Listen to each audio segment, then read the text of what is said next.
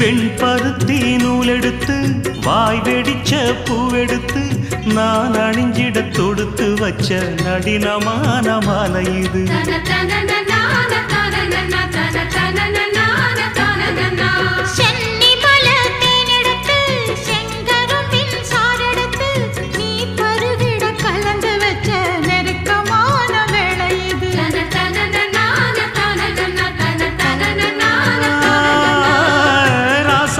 உடம்பிருக்கும் ரவிக்க துணி நானாக அன்னாடம் சூடி கொள்ள ஆசை வச்சாகாதா.